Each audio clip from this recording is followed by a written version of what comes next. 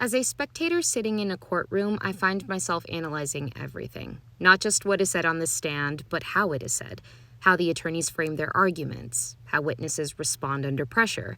The courtroom landscape has always fascinated me. But when we reached the final witness in this hearing, something shifted for me. This was my first time hearing Akira testify in person. Mind you, she is 7 months pregnant. She carries herself with a quiet elegance, but it is also evident in her posture that she would rather not be there.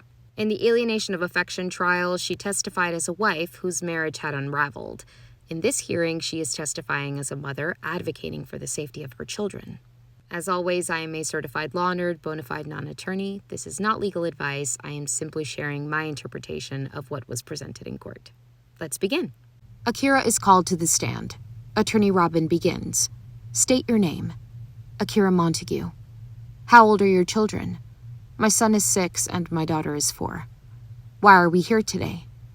We're here regarding the protective orders I have against Miss Kennard. She is asked to provide some background.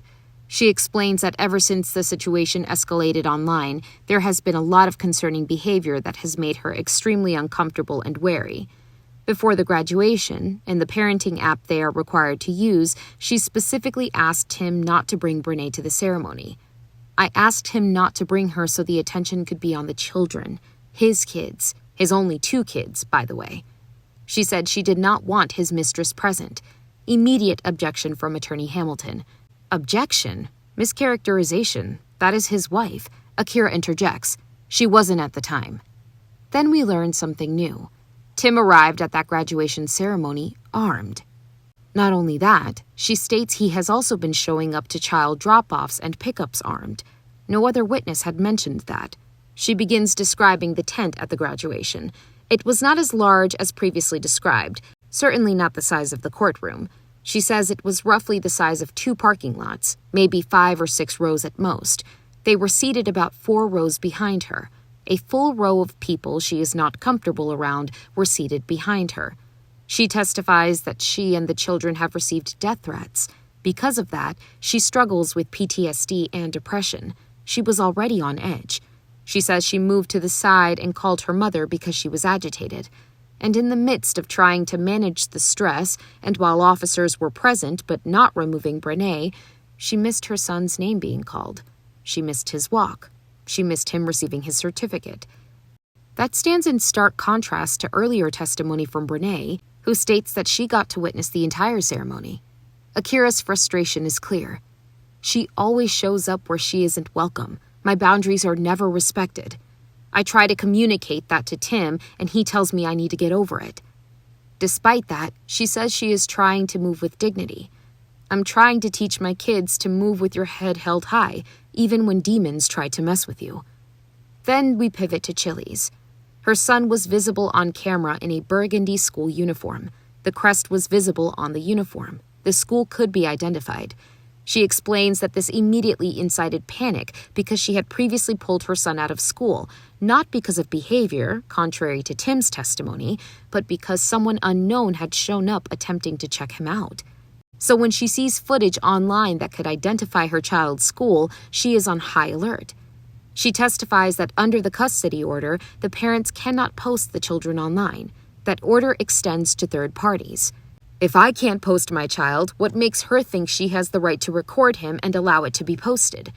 She expresses how disturbing that feels. She says she is bound by court limitations as the mother of her own children, yet feels those limitations are being circumvented by Brenay. Then she breaks down. I asked him not to bring her. I missed valuable time with my child.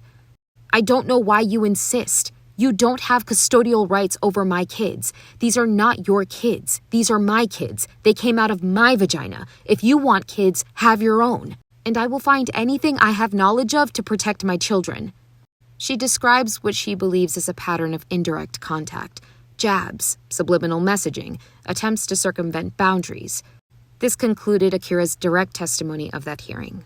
We ran out of time, and cross-examination will come at the next hearing, along with one final witness. Obviously, this testimony was much more emotional. Akira did break down. There were passionate statements. It wasn't light. But I think it's important to recenter something here. This contempt hearing is not about money judgments. It is not about rehashing the rupture of their marriage. It is not about who won the internet this week.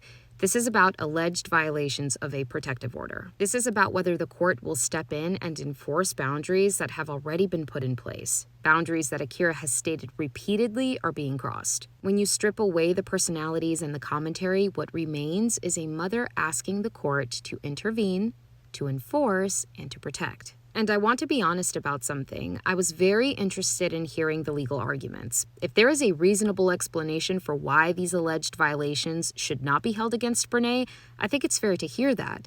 That is why I attend these hearings in person. That is how the legal process works. As tense as it may feel watching the exchanges between counsel, both attorneys have a duty to advocate for their clients.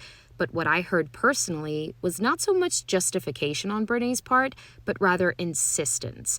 I heard, "I love them. I would never hurt them."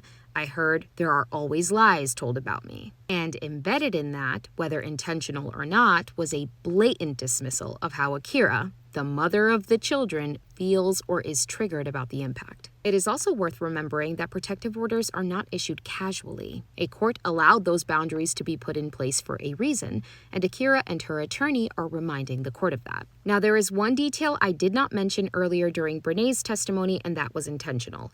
During questioning, Attorney Robin asked whether Brenay is facing cyberstalking charges. There was an immediate objection from Attorney Hamilton on the grounds of improper character evidence. In other words, you cannot introduce a pending charge without a conviction in that way because it could unfairly prejudice the witness. The question was then struck from the record. You see, anyone can be charged with something. That does not equal guilt. Let's say you were charged with something like indecent exposure, and those charges were later dismissed. It would be unfair for someone to bring up that pending charge in an unrelated proceeding simply to paint you in a certain light. That is what the rules of evidence are designed to protect. And that is precisely why people should seek counsel and not navigate matters pro se. What Attorney Robin is clearly attempting to do is establish a pattern of conduct. What Attorney Hamilton is doing is ensuring the rules of evidence are followed. That is what you should see lawyers doing in a courtroom. It protects the integrity of the process. It's important to note here that we are past the sensational phase of a lawsuit. This is serious. This is about the court's authority and whether its orders are being respected. There are scheduling conflicts as of now, so the next hearing date may be further out. If something urgent were to occur, though, an emergency hearing could be calendared. But as of now, this is where things stand. Now, I want to hear from you. How did her testimony land for you? How did this series land for you, now that we've seen it in full context? Did it feel different? Let me know in the comments. I'll be reading, and I'll catch you in the next video.